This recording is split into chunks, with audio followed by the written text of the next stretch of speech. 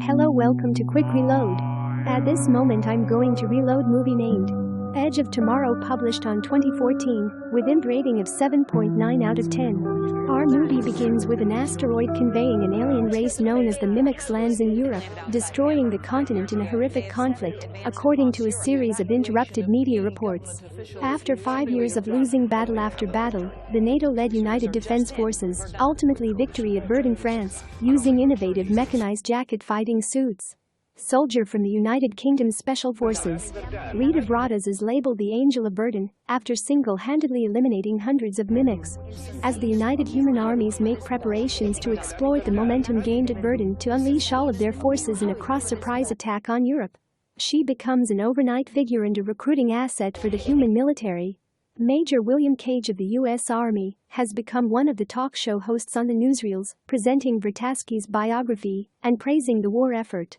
On a helicopter flight to London the morning before the invasion of France, Cage rises up from his nap.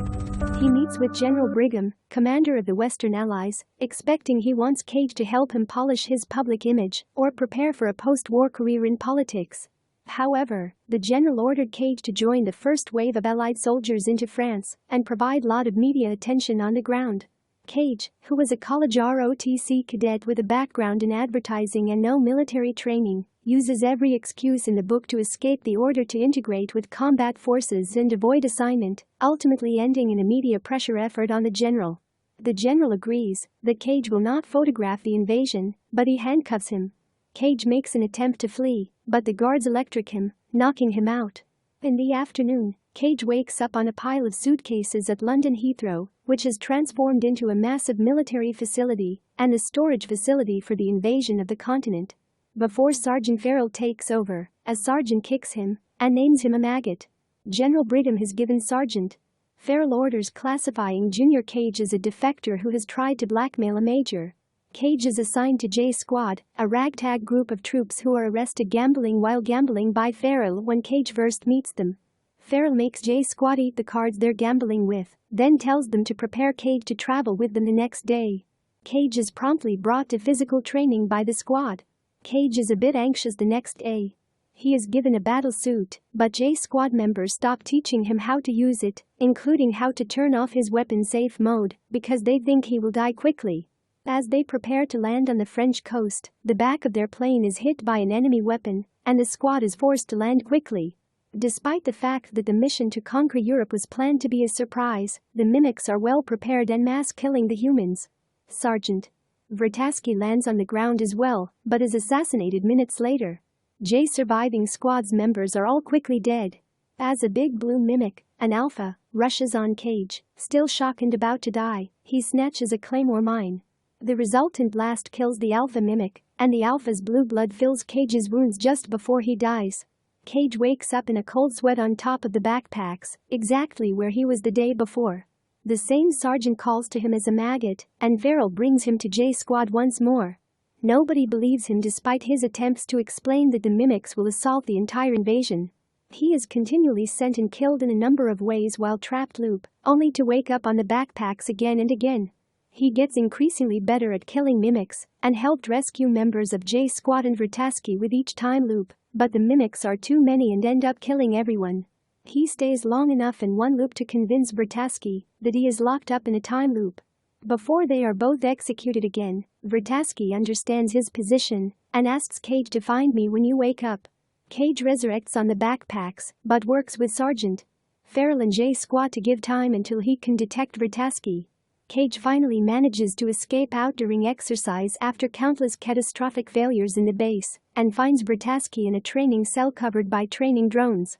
Vrataski welcomes him angrily, but when he reveals that Vrataski requested him, she sweeps him away to a weapons building area where her colleague, Dr. Carter, works. Vrataski and Carter describe the time loop to them in a back room. Carter worked as a researcher at General Brigham's command and came up with the hypothesis that all mimics are simply brain forms of one overmind omega alien race. He explains to Carter that the aliens have the capacity to turn time reverse, and that each time an alpha mimic is killed, time is looped reverse, allowing them to exactly detect the attack force's next moves. Vrataski explains that she was also entangled in the loop after the blood of a gigantic blue alpha mimic was sprayed on her, same as Cage. At Verdun, she became trapped in a timeless loop, allowing her to kill hundreds of mimics on her own in what is now her final loop. She claims that she was injured and got a human blood transfusion, which made the alien blood inactive and allowed the time loop to be broken.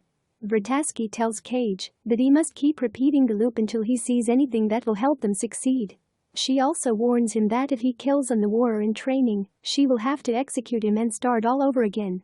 Carter designed a technology that could detect the Omega if it was connected into an alpha mimic, but his idea was dismissed, and he was transferred to a mechanical repair unit. Cage tries to understand what he's saying, but Vrataski insists that they must first stay alive the invasion tomorrow in order to reach the Omega. She teaches Cage to do a series of loops, sometimes murdering him despite his objections when he is critically harmed, so that he can restart the loop. During the invasion, Cage and Vrataski perfected their military skills and moved on the beach, but despite their efforts, they both died, and Cage remained trapped in his loop. Cage develops feelings for Vrataski, and watching her die over and over takes a psychological burden on him. Cage ultimately had shown vision of the Omega sitting deep inside a German dams. The visions, according to Vrataski and Carter, are triggered by Cage being touched to the blood of an alpha mimic.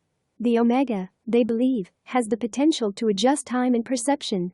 Cage and Vrataski spend their energy on making it inland to Germany after staying alive the invasion coastline. Cage and Vrataski ultimately make it inland after several failures and deaths. Cage grows a closeness to Vrataski as a result of the multiple attempts, and he eventually learns more about her. Vrataski tells Cage in one loop that she had a partner at Verdun whom she witnessed 300 times, unless she could not more loop, and he was definitely dead. Vrataski learns Cage is trying to convince her to stay in the farmhouse while he fights Omega alone after they discover a helicopter at a farmhouse. Cage says that they've looped back to the farmhouse several times, but Vrataski has died each time, so he's going alone to protect her from dying again. She is amazed and outraged, so she kills them unintentionally. Cage decides not to meet Vrataski on one cycle, believing the battle is meaningless, and instead travels to London and stops in a bar. Cage observes the mimic's next move: a large-scale marine attack on London, in which Operation Downfall forces are annihilated. After Cage ultimately makes it to the German dam on his own, but finds nothing else and comes home, is almost captured by the mimics before he manages to drown himself. In the next loop, Cage, Vrataski, and Carter put the pieces together and figure out the visions. Vrataski's success in Verdun was all a ruse by the Omega mimic. The Omega had let the humans win at Verdun in order to lure the humans into invading Europe, where all the human armies would be ambushed and annihilated. With no further clues, they're left with Carter's device, which got him fired. Vrataski and Cage shift their attention to acquiring the device, which is kept in a safe in General Brigham's office at Whitehall. They invade the Defense Ministry and convince Brigham to hand over the transponder after countless loops. Brigham ultimately gave in and gives them the transponder before ordering troops to pursue them as they try to escape by car. Vrataski stabs the transponder into Cage's thigh as they flee. Cage identifies the Omega's true location: deep beneath the Louvre Museum in Paris. Their automobile is interrupted by a soldier in a mechanical jacket as they attempt to flee the Allied command, and the airbag knocks out Vrataski before she can execute Cage. Under arrest, Cage awakens handcuffed on a hospital bed. He notices he's getting a blood transfusion and acknowledges he can't loop in time any longer. Vrataski supports Cage in escaping, but with no way to loop back in time, and only a few hours before the disastrous invasion, Cage chooses to take the support of the oddball J Squad to bring them to Paris. J Squad accepts to support them because of Cage's now already familiarity of them and Vrataski's reliability. They hijack a plane and fly to Paris. The mimics shoot their plane once they are approaching the Louvre.